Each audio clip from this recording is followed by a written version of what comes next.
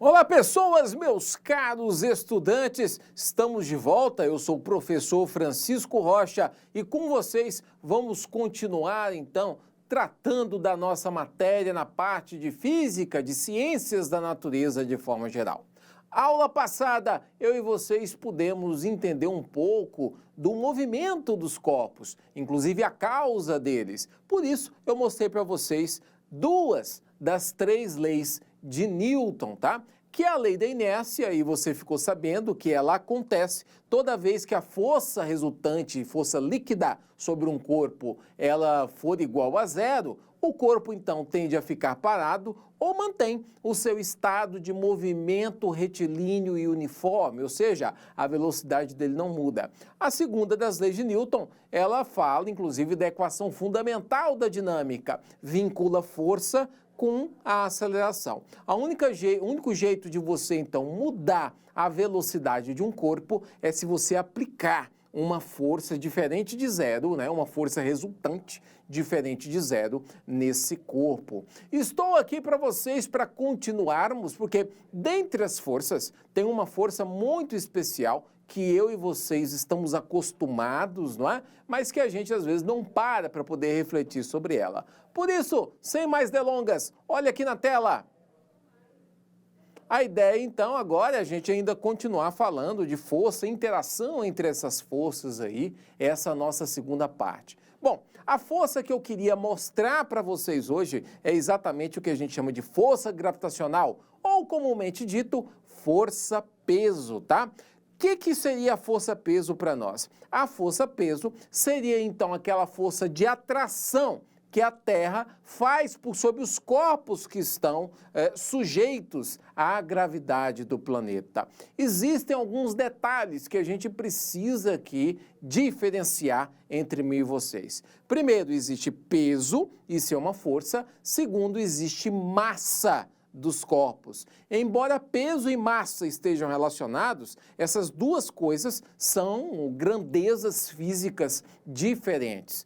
Aliás, a gente costuma fazer a seguinte pergunta: se eu soltar duas massas diferentes, por exemplo, uma massa de 1 tonelada e uma massa aí de, sei lá, meia tonelada, 500 quilos, da mesma altura, qual das duas massas chegará primeiro ao solo? Numa experiência como essa, eu tive oportunidade no dia de hoje de colocar aí a minha vida em risco, porque eu tentei fazer exatamente essa experiência para vocês. Dá uma olhada aqui na tela para você entender.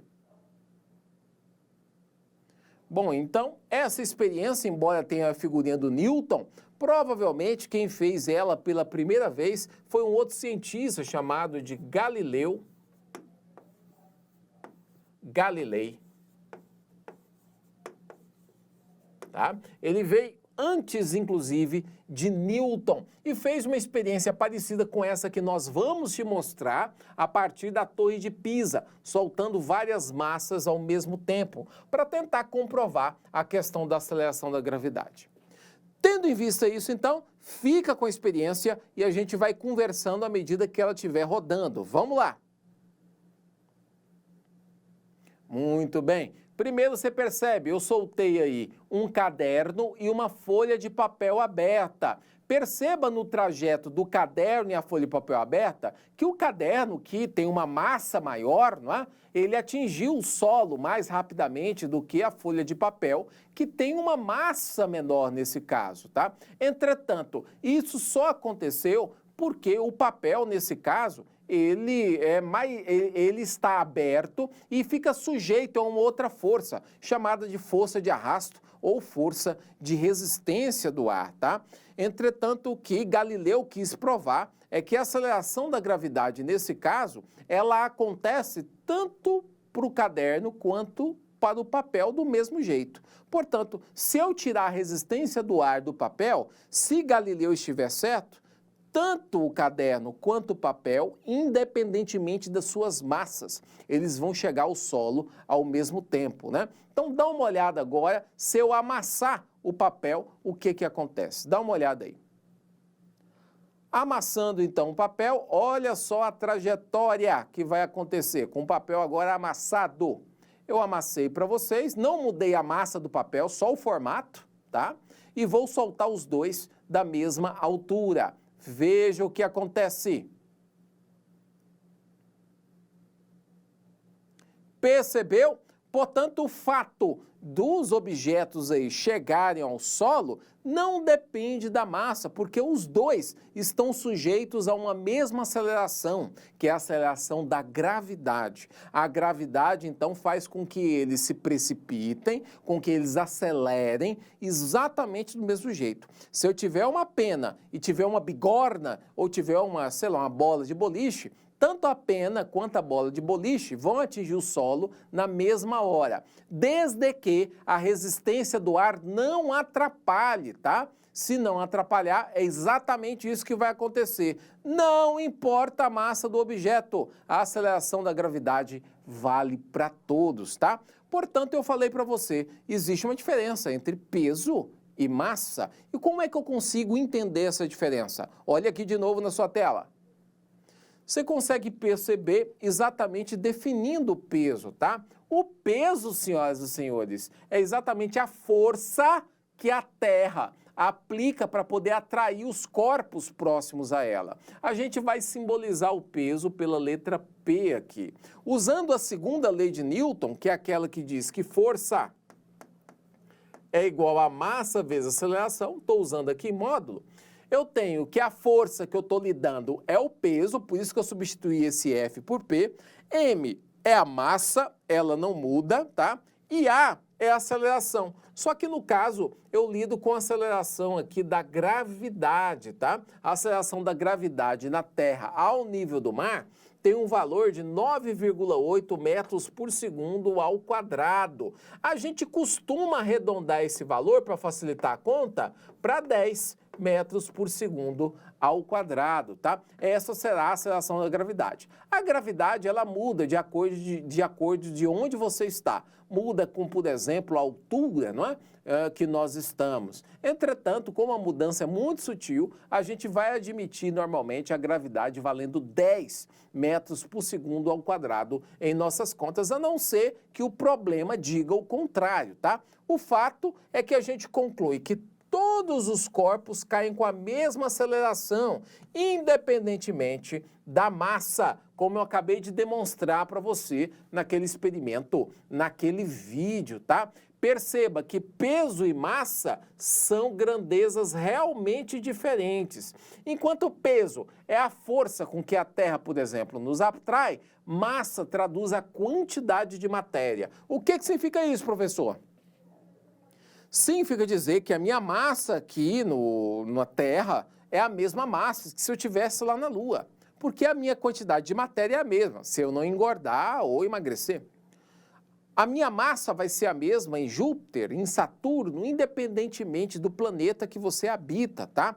O que vai mudar nesses lugares vai ser o peso. Lá na Lua, o meu peso é menor, porque a aceleração da gravidade lá na Lua é menor.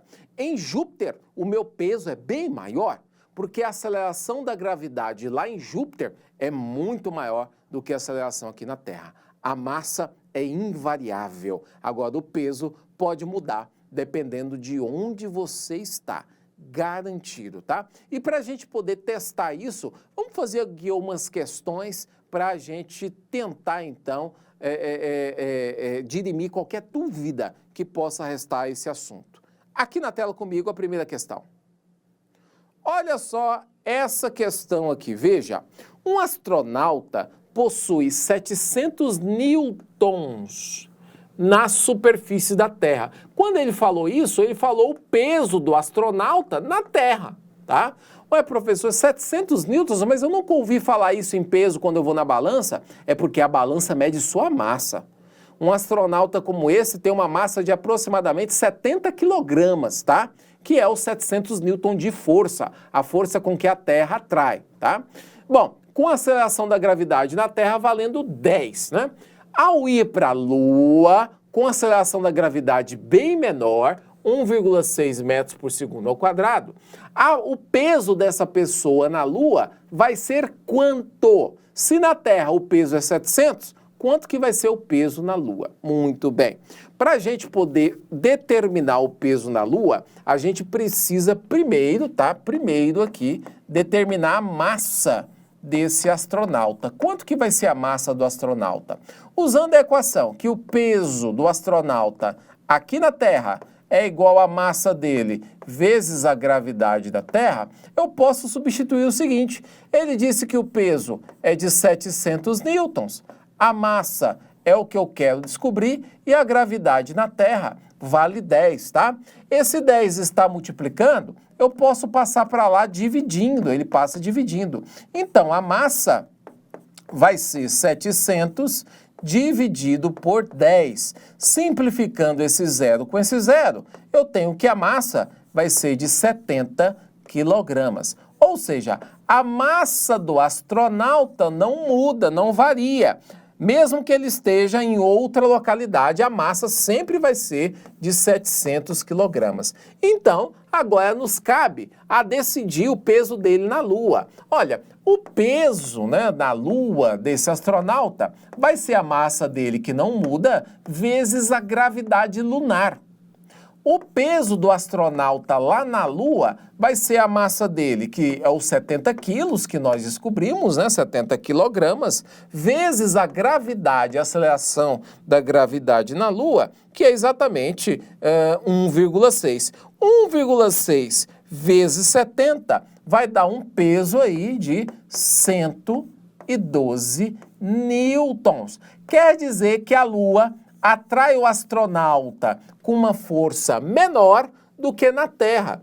Enquanto na Terra a atração do astronauta é de 700 newtons, na Lua, né, a atração dele é apenas de 112 newtons. Letra A, aqui é a resposta, tá? Bem tranquilo nesse caso, percebam que é por isso que a gente viu algumas filmagens aí de astronautas na Lua e eles vão dar alguns passos e aqueles passos parecem fazer com que ele flutue. Isso porque a atração gravitacional, o peso lá na Lua, ele acaba sendo bem menor, tá bom? Outra questão que você pode fazer, tô deixando essa para você, é a seguinte, dá uma olhada aqui. Essa daqui você faz do mesmo jeito, não é? Uma pessoa de 80 quilogramas, tá? Possui um peso de 600 newtons. Então, deu a massa da pessoa e deu o peso dela. Em um planeta A qualquer. Um planeta, ele não quis falar que planeta é esse não, chamou planeta A. Considerando isso, calcule a aceleração da gravidade nesse planeta. Para você resolver, lembra que o peso é igual a massa vezes gravidade. Ele te deu o peso, te deu a massa, acha o valor da aceleração da gravidade e nos diga aí quanto que você encontrou. Era isso que eu queria ter lhe mostrado na aula de hoje. Espero que você tenha aproveitado, entendido a diferença entre peso e massa. Isso é muito importante, tá bom?